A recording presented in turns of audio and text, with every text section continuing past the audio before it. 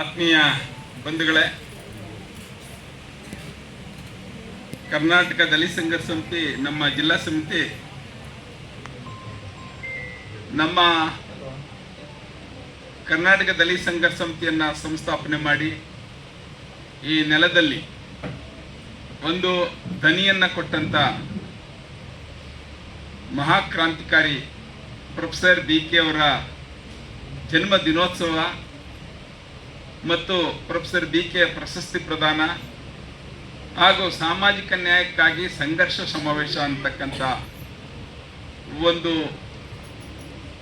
ಕಾರ್ಯಕ್ರಮವನ್ನು ಇವತ್ತು ಆಯೋಜಿಸಿ ಈ ವೇದಿಕೆಯಲ್ಲಿ ಅತ್ಯಂತ ಪ್ರಮುಖವಾಗಿ ನಮ್ಮ ಪರಮ ಪೂಜ್ಯ ಬಂತೇಜಿ ಓದಿರತ್ನ ಅವರು ವೇದಿಕೆಯಲ್ಲಿದ್ದಾರೆ. ವಿಶೇಷವಾಗಿ ಮಾನ್ಯ ಜಿಲ್ಲಾಧಿಕಾರಿಗಳು ಇವತ್ತು ಈ ವೇದಿಕೆಯನ್ನು ಉದ್ಘಾಟನೆ ಮಾಡಿಕೊಟ್ಟಿದ್ದಾರೆ. ಬಹಳ ಮುಖ್ಯವಾಗಿ ನಮ್ಮ ಪ್ರಧಾನ ಭಾಷಣಕಾರರಾಗಿ ಪ್ರೊಫೆಸರ್ BK ಅವರ ಹೋರಾಟ ಮತ್ತು ಒಡನಾಟವನ್ನು ಇಟ್ಕೊಂಡಂತ ಡಾಕ್ಟರ್ ತುಕಾರಾಮ್ ಅವರು ನಿಮ್ಗೆಲ್ರಿಗೂ ವಿಚಾರವನ್ನ ಮಂಡಿಸಿದ್ದಾರೆ. ಈ ವೇದಿಕೆಯಲ್ಲಿ ನಮ್ಮ ಜಿಲ್ಲಾ ಅಧ್ಯಕ್ಷರಾದಂಥ ಆನಂದ್ ಅವರು ಇದ್ದಾರೆ. ಕೋಲಾರ ಜಿಲ್ಲಾ ಅಧ್ಯಕ್ಷರಾದಂಥ ಆರ್ಜನಹಳ್ಳಿ ಕೃಷ್ಣಪ್ಪನವರು ಕೂಡ ಈ ವೇದಿಕೆಯಲ್ಲಿ ಉಪಸ್ಥಿತರಿದ್ದಾರೆ.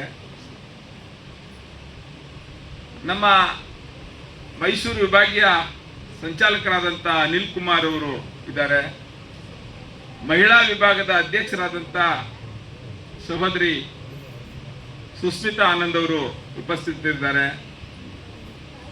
ವಿಶೇಷವಾಗಿ ನಮ್ಮ ಸಂಘಟನೆ ಬಗ್ಗೆ ಅತೀವ ಪ್ರೀತಿ ಇಟ್ಕೊಂಡು ಆ ಚಳವಳಿಯನ್ನ ನಾನು ಕೂಡ ಸೇರ್ಬೇಕು ಅಂತಕ್ಕಂಥ ಬಹಳ ಮಹತ್ವಾಕಾಂಕ್ಷೆ ಇಟ್ಕೊಂಡು ಲೆಕ್ಚರರ್ ಆಗಿದ್ರು ಸಹಿತ ಇವತ್ತು ಈ ಚಳವಳಿಯಲ್ಲಿ ಇರ್ತೀನಿ ಅಂತೇಳಿ ನಮ್ಮ ಶರಾವತಿ ಅಶ್ವಥ್ ಅವರು ವೇದಿಕೆಯಲ್ಲಿದ್ದಾರೆ. ವಿಶೇಷವಾಗಿ ನಮ್ಮ ವಿವಿಧ ಸಂಘ ಸಂಸ್ಥೆಗಳ ಪದಾಧಿಕಾರಿಗಳು, ನಿವೃತ್ತ ನೌಕರರ ಬಳಗ, PSI ಬುದ್ಧ ಬೌದ್ಧ ಮಹಾಸಭಾದ ಪದಾಧಿಕಾರಿಗಳು, ಮತ್ತೆ ವಿಶೇಷವಾಗಿ ಹೆಚ್ಚಿನ ಸಂಖ್ಯೆಯಲ್ಲಿ ಮಹಿಳೆಯರು, ನಮ್ಮ ಕರ್ನಾಟಕ ದಲಿತ ಸಂಘರ್ಷ ಸಮಿತಿಯ ಪದಾಧಿಕಾರಿಗಳು ಎಲ್ಲರೂ ಇದ್ದೀರಿ. ನಿಮ್ಮೆಲ್ಲರಿಗೂ ನಾನು ಕೂಡ ಈ ಸಂದರ್ಭದಲ್ಲಿ ಪ್ರೊಫೆಸರ್ BK 87ನೇ ವರ್ಷದ ಜನ್ಮದಿನಾಚರಣೆಯ ಶುಭಾಶಯವನ್ನು ಕೋರ್ತಾ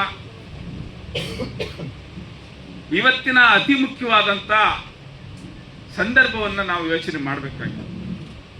ಬಂಧುಗಳೇ, ಬಹಳ ಜನ ಅನ್ಕೊಂಡಿದ್ದಾರೆ ಇವತ್ತು ಇಡೀ ಜಗತ್ತು ಕೈನಲ್ಲಿದೆ, ಮೊಬೈಲ್ನಲ್ಲಿದೆ, ಎಲ್ಲನೂ ನೋಡ್ಕೊಂಡು ಆನಂದ ಪಡ್ಬೋದು ಅಂತ ಎಲ್ಲರ ಭಾವನೆಗಳಿದೆ. ದೀಪ ಉರಿತಾ ಇರ್ತದೆ, ಅದರ ತಳಭಾಗದಲ್ಲೇ ಕತ್ತಲು ಇರುತ್ತೆ. ಈ ಕತ್ತಲು ನಮಗಂತೂ ಬಹಳ ಅರ್ಥ ಮಾಡ್ಕೋಬೇಕಾಗಿರೋದು, ಈ ಕತ್ತಲು ಇರುವಂತ ಸಂದರ್ಭದಲ್ಲಿ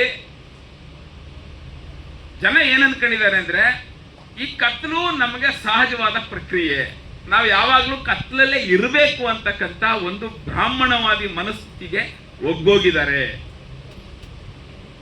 ನಮಗೆ ಬೆಳಕು ಅನ್ನೋದು ಇದೆ ಅನ್ನೋ ಪರಿಜ್ಞಾನವನ್ನು ಕೂಡ ಬೆಳೆಸ್ಕೊಳ್ಳದೆ ಇರತಕ್ಕಂಥ ಜನ ಇದ್ದಾರೆ.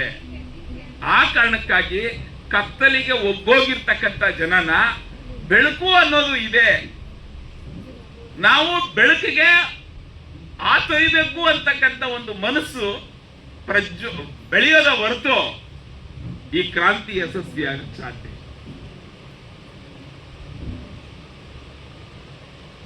ಜಿಲ್ಲಾಧಿಕಾರಿಗಳು ಮಾತಾಡುವಾಗ, ಪರಮ ಪೂಜ್ಯ ಬೋಧಿರತ್ನ ಬಂತೇಜಿಯವರು ಮಾತಾಡುವಾಗ, ನಮ್ಮ ತುಕಾರಾಮ್ ಅವರು ಮಾತಾಡುವಾಗ ಅತ್ಯಂತ ಪ್ರಖರವಾದ ವಿಚಾರಗಳನ್ನ ಮಂಡನೆ ಮಾಡಿದ್ದಾರೆ.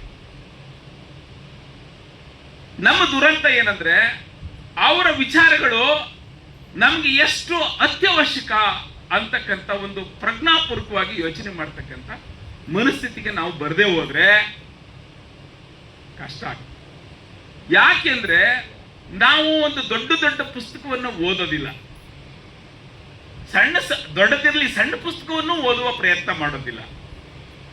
ಓದಕ್ಕಾಗದೇ ಇರೋ ನಾವು ಯಾರಾದ್ರೂ ಪುಣ್ಯಾತ್ಮರು ಮಾತಾಡುವಾಗ ಆ ಮಾತನ ಗ್ರಹಿಕೆ, ಅವರ ವಿಚಾರ, ಅವರ ಭಾವನೆಗಳನ್ನ ನಾವು ಅರ್ಥ ಮಾಡ್ಕೋಬೇಕು ಅಂತಕ್ಕಂಥ ಒಂದು ಸಣ್ಣ ಪ್ರಯತ್ನವನ್ನು ಮಾಡದೇ ಇರತಕ್ಕಂಥ ಪರಿಸ್ಥಿತಿ ಇದೆಯಲ್ಲ, ತುಂಬಾ ತುಂಬಾ ವಿಷಾದಕರ ಸಂಗತಿ.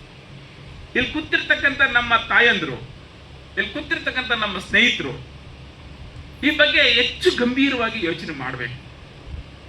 ಈ ಕಾರ್ಯಕ್ರಮ ಮಾಡುವ ಉದ್ದೇಶ ಇಷ್ಟೇ. ಇಂಥ ಮಹನೀಯರು ಎರಡೆರಡು ಮಾತು ಹೇಳಿದ್ರೆ ನಿಮಗೆ ಒಂದು ಮಾತಾದ್ರೂ ನಿಮ್ಮ ಮನಸ್ಸೊಳಗೆ ಉಳಿಬೋದೇನೋ.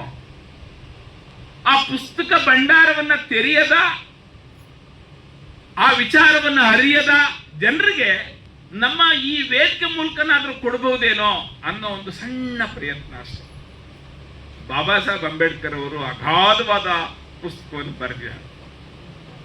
ಅದೆಲ್ಲನೂ ಓದಿ ಹೇಳಿದ್ರೆ ಕೇಳಿಸ್ಕೊಳ್ಳೋನೇ ಗುಣನೇ ಇಲ್ಲದೆ ಇದ್ರೆ ಹೆಂಗೆ ಪ್ರತಿಕ್ರಿಯೆ ಮಾಡೋದು, ಹೆಂಗೆ ಈ ಕ್ರಾಂತಿಯನ್ನ ಯಶಸ್ವಿ ಮಾಡೋದು ಅಂತಕ್ಕಂಥ. ಅದಕ್ಕೇನೆ ಮನುವಾದಿಗಳು, ಬ್ರಾಹ್ಮಣವಾದಿಗಳು, ವೈದಿಕರು ಇವರಿಗೆ ವಿದ್ಯೆನೇ ಕೊಡದೆ ಹೋದ್ರೆ ಇವರು ಶಾಶ್ವತವಾಗಿ ಅಯೋಗ್ಯರಾಗಿ, ಮುಟ್ಟಾಳರಾಗಿ, ನಾಮರ್ದರಾಗಿ ಬದುಕ್ತಾರೆ. ಹಂಗಾಗಿ ಈ ಮುಟ್ಟಾಳರನ್ನ, ನಾಮರ್ದರನ್ನ, ಅಯೋಗ್ಯರನ್ನ ನಾವು ಹೆಂಗ್ ಬೇಕಂಗೆ ಬಳಸ್ಕೊಬಹುದು ಅನ್ನೋದು ಅವರ ಐಡಿಯಾ. ನಾವು ವಿಚಾರ ಮಾಡುವವರು ಆ ಬ್ರಾಹ್ಮಣ ವೈದಿಕ ವ್ಯವಸ್ಥೆಯ ವಿರುದ್ಧ ಕ್ರಾಂತಿಯನ್ನ ಮಾಡಬೇಕಾದವರು ನಾವೇನ್ ಮಾಡಬೇಕು? ಎಲ್ಲರಿಗೂ ಅಂಬೇಡ್ಕರ್, ಕೃಷ್ಣಪ್ಪ, ಬುದ್ಧ ಎಲ್ಲರ ವಿಚಾರವನ್ನ ತಲುಪಿಸುವ ಕೆಲಸ ಮಾಡಬೇಕು. ಆ ತಲುಪಿಸೋ ಕೆಲಸ ಮಾಡಕ್ಕೆ ನೀನ್ ಬಾರವ ತಾಯಿ, ನೀನ್ ಬಾ ತಂಗಿ, ನೀನ್ ಬಾ ಸಹೋದರಿ, ನೀನ್ ಬಾರಣ್ಣ, ನೀನ್ ಬಾರಣ್ಣ ಆದ್ರೆ ಇವರೇನೋ ಲಾಭಕ್ಕೆ ಕರೀತಾ ಇದ್ದಾರೆ ಅನ್ನೋ ಕೆಟ್ಟ ದುರಾಲೋಚನೆಯನ್ನ ಅವತ್ತೇ ಆ ಕ್ಷಣದಲ್ಲಿ ಯೋಚನೆ ಮಾಡ್ತಕ್ಕಂಥ ಮುಟ್ಟಾಳತನದ ಪರಮಾವಧಿಯನ್ನ ಮುಟ್ಟಿರ್ತಕ್ಕಂಥ ಈ ಸಮಾಜವನ್ನ ನಾವು ಹೆಂಗೆ ಜಾಗೃತಿ ಮಾಡಬೇಕು ಅನ್ನೋದು ಯೋಚನೆ ಹತ್ಕೊಡಿ. ಬಹಳ ಮುಖ್ಯವಾಗಿ ಈ ಜಾಗೃತಿ ಆತ್ಮೀಯ ಗೆಳೆಯರು ಮತ್ತು ದಲಿತ ಸಂಘರ್ಷ ಸಮಿತಿಯ ರಾಜ್ಯಾಧ್ಯಕ್ಷರಾದ ಆತ್ಮೀಯ ವೆಂಕಟಗಿರಿಯನವರೇ, ನಮ್ಮ ಜೊತೆಯಲ್ಲಿ ಈಗ ಪ್ರೊಫೆಸರ್ ಬಿ ಕೃಷ್ಣಪ್ಪನವರ ಹೆಸರಿನಲ್ಲಿ ಪ್ರಶಸ್ತಿ ಪಡೆದಂಥ ಶ್ರೀಮತಿ ಮಂಜುಳಾ ವೆಂಕಟಗಿರಿಯನವರು, ಡಿ ವಿಜಯಕುಮಾರ್ ಅವರು, ಎನ್ ನಾಗರಾಜ್ ಅವರು ಮತ್ತು ಇಲ್ಲಿ ನೆರೆದಿರುವ ಎಲ್ಲ ಮುಖ್ಯಸ್ಥರು, ಸಂಘಟನೆ ಮುಖ್ಯಸ್ಥರುಗಳಿಗೆ ಪ್ರೀತಿಯಿಂದ ಕೃತಜ್ಞತೆಗಳೆಲ್ಲ ಹೇಳ್ತಾ, ವೆಂಕಟಗಿರಿಯನವರು ದಲಿತ ಸಮುದಾಯದ ಕಷ್ಟ ಸುಖಗಳನ್ನು ನನ್ನದು ಅಂತ ನೋಡಿ ಸಂಘಟನೆಯಲ್ಲಿ ಭಾಳ ತೀವ್ರವಾಗಿ ಕಾಳಜಿಯಿಂದ ಪ್ರಶ್ನೆಗಳನ್ನು ಇಟ್ಟು ಕೆಲಸ ಮಾಡ್ತಿರುವಂಥ ಒಬ್ಬ ಒಳ್ಳೆ ಸಂಘಟಕರು, ಸಂಘಟನೆಯ ನಾಯಕರು ಮತ್ತು ಜನಪರ ಕಾಳಜಿ ಇರುವಂಥ ಸ್ನೇಹಿತರು. ಅವರು ಕರೆದಾಗ ಭಾಳ ಸಲ ಬಂದಿದ್ದೀನಿ, ಭಾಳ ಸಲ ತಪ್ಪಿಸ್ಕೊಂಡಿದ್ದೀನಿ. ಮಂಡ್ಯದಲ್ಲಿ ಇದು ಇಷ್ಟು ಹತ್ರದಲ್ಲಿ ನಡೆಯುವಾಗ ನಾನು ಮಿಸ್ ಆಗಬಾರ್ದು. ಜೊತೆಗೆ ಮೇಲಾಗಿ ಬಿ ಕೃಷ್ಣಪ್ಪನವ್ರನ್ನ ನಾನು ತುಂಬ ಹೃದಯದಲ್ಲಿ ಪ್ರೀತಿಸ್ತೀನಿ ಅವರನ್ನ. ಯಾಕಂದರೆ ನಾನು ಓದುವ ತೀರ್ಮಾನಗಳಲ್ಲಿ ಈ ದೊಡ್ಡ ವ್ಯಕ್ತಿತ್ವವನ್ನು ನೋಡಿದ್ದೆ, ಭೇಟಿ ಮಾಡಿದ್ದೆ, ಮಾತುಗಳು ಕೇಳಿದ್ದೆ. ನಮ್ಮನ್ನು ಹಿಂಗೆ ಬೆನ್ನು ತಟ್ಟಿ ನೀವು ಓದಬೇಕು, ಚೆನ್ನಾಗಿ ಓದಬೇಕು, ಸಂಘಟನೆ ಮಾಡಬೇಕು, ಜನರ ಕಷ್ಟ ಸುಖಗಳಿಗೆ ಸ್ಪಂದನೆ ಮಾಡಬೇಕು ಅಂತ ನಮ್ಮನ್ನೆಲ್ಲ ಬೆಳೆಸ್ತವರು ಬಿ ಕೃಷ್ಣಪ್ಪನವರು. ಇವತ್ತು ಉದ್ಘಾಟನೆ ಮಾಡಿದ ಜಿಲ್ಲಾಧಿಕಾರಿಗಳೊಂದು ಅದ್ಭುತವಾದ ಮಾತನ್ನು ಹೇಳಿದರು. ಸಾಮಾಜಿಕ ಋಣ ಅಂತೇಳಿ ನನಗೆ ತುಂಬ ಇಷ್ಟ ಆಯ್ತ ಮಾತು. ಈ ಸಾಮಾಜಿಕ ಋಣವನ್ನು ಇನ್ನೂ ನಮಗೆ ತೀರ್ಸಕ್ಕಾಗಿಲ್ಲ. ಆದರೆ ಈ ಕೃಷ್ಣಪ್ಪನವರು ಈ ನಾಡಿನ ಎಲ್ಲ ಗುಡಿಸಲುಗಳಲ್ಲಿ, ಬೀದಿಗಳಲ್ಲಿ ಅಸಹಾಯಕರಾಗಿ ದುಡಿದಿದ್ದಂಥವರ ಕಣ್ಣೀರನ್ನು ಒರೆಸಿ 70-80ರ ದಶಕದಲ್ಲೇ ತನ್ನ ಜೀವಮಾನದಲ್ಲಿ ತೀರಿಸಬೇಕಾದ ಸಾಮಾಜಿಕ ಋಣವನ್ನು ತೀರಿಸ್ಬಿಟ್ಟಿದ್ದಾರೆ. ನಾವು ಆ ದಾರಿಯಲ್ಲಿ ಮುಂದುವರೆದರೆ ಸಾಕು, ಅವರಿಗೆ ಬಹಳ ದೊಡ್ಡ ನ್ಯಾಯವನ್ನು ಅಥವಾ ಅವರ ಸಾಮಾಜಿಕ ಕೆಲಸಗಳಿಗೆ ಒಂದು ದೊಡ್ಡ ಘನತೆಯನ್ನು ನಮ್ಮ ವರ್ತಮಾನದಲ್ಲಿ ತಂದುಕೊಳ್ಬೇಕಾದ ಜವಾಬ್ದಾರಿಯನ್ನು ನಮಗೆ ಬಿಟ್ಟೋಗಿದ್ದಾರೆ. ಆ ನಿಟ್ಟಿನಲ್ಲಿ ಭಾಳಷ್ಟು ಕೆಲಸಗಳೀಗ ಆಗ್ತಾ ಇದ್ದಾವೆ.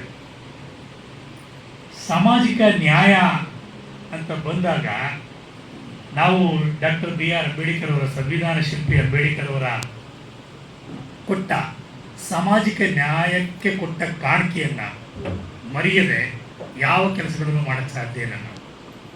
ಆದರೆ ಅವರು ಅಲಿಖಿತವಾದ ಈ ಸಂವಿಧಾನದಲ್ಲಿ ಇದ್ದ ಅಸಮಾನತೆಯನ್ನು, ಸಾಮಾಜಿಕ ಅನ್ಯಾಯವನ್ನು ಲಿಖಿತ ಸ್ವರೂಪದಲ್ಲಿ, ಸಂವಿಧಾನದ ರೂಪದಲ್ಲಿ ಸಾಮಾಜಿಕ ನ್ಯಾಯವನ್ನು ಕೊಟ್ಟಿದ್ದಾರಲ್ಲ, ಅದರ ಪರಿಪಾಲನೆ ಮಾಡುವ ವ್ಯವಸ್ಥೆ ಏನಾಗಿದೆ, ಆ ಸಾಮಾಜಿಕ ನ್ಯಾಯವನ್ನು ಪಡೆದ ನಾವೇನಾಗಿದ್ದೀವಿ, ನಮ್ಮ ಕಣ್ಣ ಮುಂದಿನ ವರ್ತಮಾನದಲ್ಲಿ, ಕಣ್ಣ ಮುಂದಿನ ಕಷ್ಟಸ್ಥಗಳು ನಮ್ಮನ್ನು ಇನ್ನೂ ಸಾಮಾಜಿಕ ನ್ಯಾಯಕ್ಕಾಗಿ ಬೇಡುವಂತೆ ಮಾಡ್ತಾ ಇದ್ದೀವಲ್ಲ ಯಾವುದು?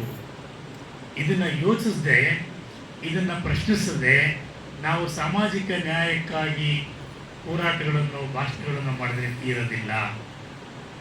ಒಂದು ಕಾಲಕ್ಕೆ ಸಾಮಾಜಿಕ ನ್ಯಾಯ ಅನ್ನೋದು ಪ್ರಶ್ನೆಯನ್ನು ಮಾಡಲಾರದಂಥ ದುಸ್ಥಿತಿನಲ್ಲಿದ್ದು, ಕೃಷ್ಣಪ್ಪನಂತವರು ಆ ಸಂಘಟನೆಯನ್ನು ಕಟ್ಟಿ ಸಾಮಾಜಿಕ ನ್ಯಾಯವನ್ನು ಎಲ್ಲರ ಹೃದಯದಲ್ಲಿ, ಎಲ್ಲರ ಎದೆಯಾಳದಲ್ಲಿ, ಎಲ್ಲರ ಮನಸ್ಸಿನಲ್ಲಿ, ಎಲ್ಲರ ವಿವೇಕದಲ್ಲಿ ಜಾಗೃತಿ ಮೂಡಿಸುವಂತೆ ಮಾಡಿದರು. ಆದರೂ ಸಾಮಾಜಿಕ ನ್ಯಾಯ ಸಿಕ್ಕಿದೆ ಅಂತ ಅನಿಸುತ್ತೆ ನಮಗೆ. ಎಲ್ಲಿ ಸಾಮಾಜಿಕ ನ್ಯಾಯಕ್ಕಾಗಿ ಇನ್ನೂ ನಾವು ಪರದಾಡ್ತಾ ಇದ್ದೀವಿ? ನಮ್ಮ ಮರ್ಯಾದೆ ಹೆಸರಿನಲ್ಲಿ, ಎಲ್ಲ ಜಾತಿ ಹೆಣ್ಣು ಮಕ್ಕಳ ಮರ್ಯಾದೆಯ ಹೆಸರಿನಲ್ಲಿ ಎಲ್ಲ ಜಾತಿ ಹೆಣ್ಣು ಮಕ್ಕಳ, ವರ್ಗದ ಹೆಣ್ಣು ಮಕ್ಕಳ ಹತ್ಯೆಯನ್ನು ಮಾಡುವಂಥ ಕಾಲಘಟ್ಟದಲ್ಲಿ ಇದ್ದೀವಿ. ಅದಕ್ಕೆ ಸಾಕ್ಷಿ ಆಗ್ತಾ ಇದ್ದೀವಿ. ಬಹಳಷ್ಟು ಬಾರಿ ಹೆಣ್ಣು ಮಕ್ಕಳಿಗೆ ಯಾವುದೇ ಕುಟುಂಬದಲ್ಲಾಗಲಿ, ಹೊರವಲಯದಲ್ಲಾಗಲಿ ಇವತ್ತು ಒಂದು ಸಾರ್ವಜನಿಕ ಗೌರವವನ್ನು ಕೊಡೋಕ್ಕಾಗಿರುವಷ್ಟು ಅನಾಗರಿಕ ಸ್ಥಿತಿನಲ್ಲಿ ಇವತ್ತು ನಾವು ಬದುಕ್ತಾ ಇದ್ದೀವಿ. ಯಾವುದಕ್ಕೆ ಸಾಮಾಜಿಕ ನ್ಯಾಯ ಬೇಡ್ತಾ ಇದ್ದೀವಿ? ಎಡಬಲದ ಹೆಸರಿನಲ್ಲಿ ಹೊಡೆದೋಗ್ತಾ ಇದ್ದೀವಿ. ಎಡಬಲದ ಹೆಸರಿನಲ್ಲಿ ಹೊಡೆದೋಗ್ತಾ ಇದ್ದೀವಿ. ಯಾರ ಹತ್ರ ಸಾಮಾಜಿಕ ನ್ಯಾಯ ಕೇಳ್ತಾ ಇದ್ದೀರಿ? ನಿಮ್ಮ ಒಳಗಡೆ, ನಮ್ಮೆಲ್ಲರ ಒಳಗಡೆ, ನಾನು ನನ್ನ ಜೊತೆಯಲ್ಲಿ ನನ್ನಷ್ಟೇ ಅವಮಾನಿತರಾದವರಿಗೆ ಅವ್ರಿಗೂ ನ್ಯಾಯ ಸಿಗಬೇಕು ಅನ್ನೋ ಹಂಬಲ ಎದೆಯಲ್ಲಿ ಹುಟ್ಟದೇ ಇದ್ದರೆ ಯಾರ ಹತ್ರ ಸಾಮಾಜಿಕ ನ್ಯಾಯ ಕೇಳ್ತೀವಿ? ಸಾಮಾಜಿಕ ನ್ಯಾಯ ಎಲ್ಲಿ ಸಿಗುತ್ತೆ? ಗಿಡ ಮರಗಳಲ್ಲಿ ಸಿಗುತ್ತಾ? ಹೊರಗಡೆ ಬೆಳಕಲ್ಲಿ ಸಿಗುತ್ತೆ? ಎಲ್ಲಿ ಸಿಗುತ್ತೆ? ಇನ್ನೊಬ್ಬ ನನ್ನಂತೆ ಅಸಹಾಯಕರಾಗಿರೋನು ಯಾರ ಮುಂದೆ ಸಾಮಾಜಿಕ ನ್ಯಾಯ ಕೇಳ್ತಾ ಇದ್ದಾರೆ? ಯಾರಲ್ಲಿ ಸಮಾನತೆ ಕೇಳ್ತಾ ಇದ್ದಾನೆ? ಇವತ್ತು ನಮ್ಮ ಪೌರ ಕಾರ್ಮಿಕರು ಇಲ್ಲಿದ್ದಾರೆ, ಭಾಳ ಜನ ಇದೀವಿ ನಾವು, ನಮ್ಮಲ್ಲಿ ಜನ ಇದ್ದಾರೆ. ಅವ್ರು ಹೋಗಿ ಮಲ ಬಾಗ್ತಾರೆ, ಬೀದಿ ಗುಡಿಸ್ತಾರೆ. ಅವ್ರಿಗೆ ಯಾವತ್ತು ಯಾವುದಾದ್ರು ಒಂದು ಮುಂದುವರೆದ ಸಮಾಜ, ಆರ್ಥಿಕ ಸಮಾಜ ನಮ್ಮದೇ, ಇದೇ ಸಮುದಾಯದಲ್ಲಿ ಶೋಷಿತ ಸಮುದಾಯದವರೇ, ಅವ್ರನ್ನ ಯಾವತ್ತಾದ್ರೂ ಕರೆದು ಮನೆ ಕರೆದು ಬಾ ಇದು ನೀನು ಕೂತ್ಕೊಳ್ಳೋ ಜಾಗ ಅಂತಂತೇಳಿ ಕರೆದು ಗೌರವಿಸುವಂಥ ಮಾನವೀಯತೆ ತೋರಿಸ್ತಿದ್ದೀವಾ? ನನ್ನೊಳಗೇನೆ ನಮ್ಮ ಸಮುದಾಯ